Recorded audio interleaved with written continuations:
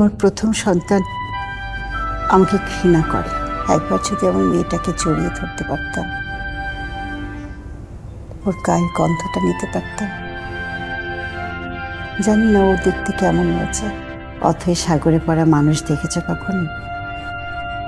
সে মানুষ হচ্ছে আমি। আমার আর মইনের সন্তানের বয়স যখন 6 মাস, তখন মইন রোড অ্যাক্সিডেন্টে মারা গেল।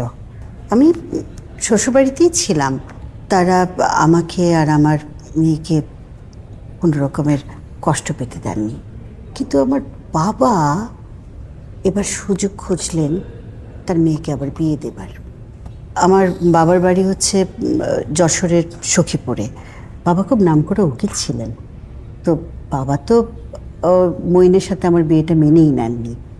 তো এইবার তিনি তার মেয়ের জন্য নতুন জামাই খুঁজে বের করলেন। তারপর আপনি রাজি হয়ে গেলেন বিয়ে করতে? না, আমি রাজি হতে চাইনি জানো, কিন্তু আমার শাশুড়িও বলল বিয়েটা করতে। আমি সারা জীবন একা থেকে কষ্ট করব এটা উনি চাননি। খুব ভালো মনের মানুষ ছিলেন আমার শাশুড়ি। কিন্তু কিন্তু কি? আমার জন্য ঠিক করা পাত্র শর্ত দিয়েছেন। তিনি শুধু আমাকেই বিয়ে করবেন, সন্তান তার প্রয়োজন নেই। আপনি তো চাইলেই পারতেন আপনার সন্তানকে আগলে রেখে বাকি সবকিছু ইগনোর করে যেতে। না, পারতাম না। আমার পড়াশোনার দৌড় খুব একটা বেশি না। আর তাছাড়া তখন যদি বাবা মার সিদ্ধান্তের বাইরে কিছু করি, তাহলে তাদের সাথে সম্পর্কটা নষ্ট হয়ে যাবে, তাই না?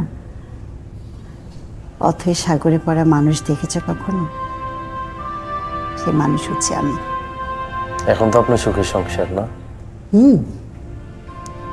এখন সুখী। তারপর 2 বাচ্চা হয়েছে, সাজানো সংসার। কিন্তু আমার প্রথম সন্তান আমাকে ঘৃণা করারই কথা। আমার মতো মাকে ঘৃণা না করে উপায় নেই। আপনার মেয়ের সাথে আপনার দেখা হয় না? ও তো নিশ্চয়ই এতদিন অনেক বড় হয়ে গেছে। তা তো নিশ্চয়ই, কিন্তু ছেড়ে আসার পর আর দেখা হয়নি। শুনেছি ও ঢাকায় থাকে, পড়ছে। একবার যদি আমার মেয়েটাকে জড়িয়ে ধরতে পারতাম, ওর গায়ের গন্ধটা নিতে পারতাম। জানি না ওর দেখতে কেমন হয়েছে। ওর জন্মের পর না সবাই বলতো ওর চেহারাটা একদম ওর বাবার মতো হয়েছে, কিন্তু ওর চোখ জোড়া একদম আমার মতো। অবিকল চোখ নিয়ে একই শহরে মা আর মেয়ে থাকি, অথচ কেউ কাউকে দেখি না। মানুষের জীবন কত অদ্ভুত। আমার এই গল্প আমি আমার স্বামী বা আমার সন্তানকে কখনো বলতে পারিনি, কখনোই না। কিন্তু তোমাকে বলার পর আমার খুব হালকা লাগছে, বুকের ভেতরটা খুব হালকা লাগছে। আজ আমার নিজেরও সার্থক মনে হচ্ছে।